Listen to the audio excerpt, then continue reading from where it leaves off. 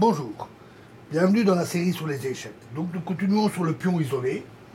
Et ce qu'on peut dire, c'est que le pion isolé se rencontre dans d'innombrables parties. C'est très fréquent. Et dans très nombreuses variantes du gambit de la dame notamment. Il se présente même de façon forcée. Ainsi sur D4, D5, C4, D prend C4, cavalier F3, cavalier F6, E3, E6, fou prend C4, C5, roc, C prend D4, et D prend E4, E prend D4, qui est un très bon coup, mais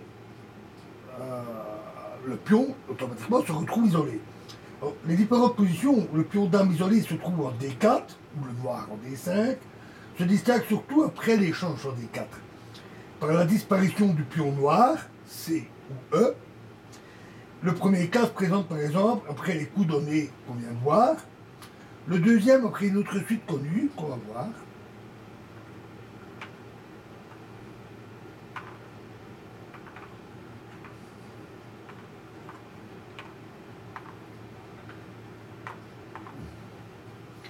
Donc on a D4, D5, C4, E6, cavalier C3, cavalier F6, on fait un gambit de la dame tout à fait orthodoxe, ou G5, ou E7, E3, roc,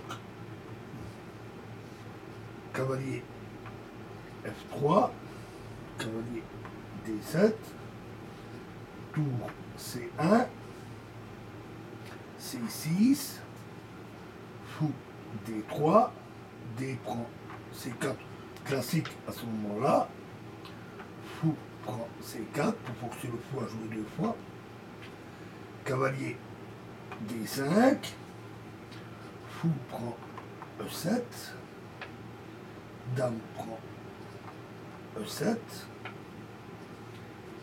roc, cavalier prend C3, tour prend C3, E5, dame C2, E prend D4 et E prend D4.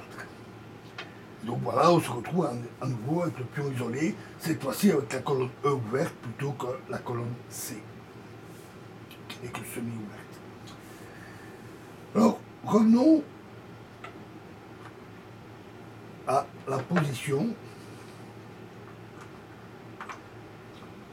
avec les pions.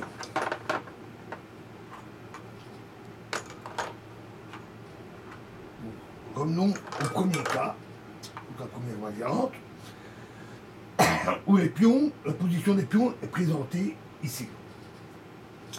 L'étude des finales nous apprend qu'une telle structure de pion est désavantageuse pour le pion, pour le camp qui possède le pion isolé. En effet, avec du matériel réduit, sa faiblesse peut souvent être exploitée pour le gain. En milieu de partie, la situation est beaucoup plus compliquée. Là, le pion isolé peut, dans certaines circonstances, avoir aussi une force dynamique. Qu'avec une position favorable des pièces, il peut effectuer la poussée D5 au moment opportun, souvent en se sacrifiant, donc en prenant un gambit. En plus, il peut aussi fournir une bonne case d'opération au cavalier en E5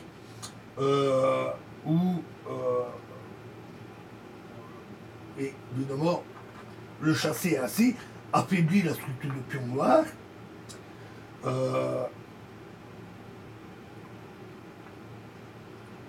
Et en particulier, il affaiblit le pion E6. Ou aussi, très souvent d'ailleurs, en C5.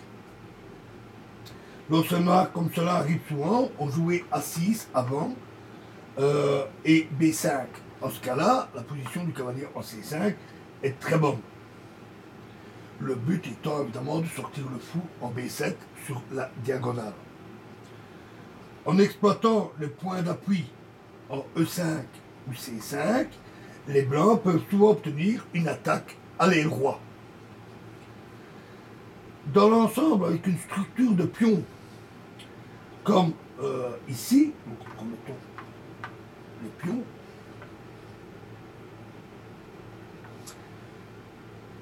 avec une structure de pions comme ici, s'appliquent pour les deux camps les principes suivants.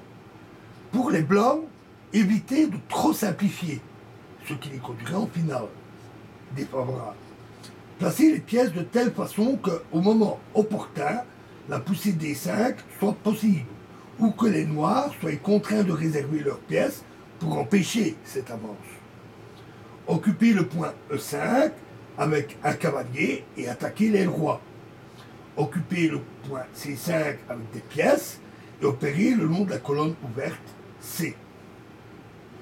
Pour les noirs, c'est empêcher l'avance du pion isolé, de préférence en plaçant un cavalier ou éventuellement un fou en D5. Blocus, ça s'appelle le blocus du pion isolé. Lier les pièces blanches à la défense du pion isolé au moyen d'un placement judicieux de figures, des pièces.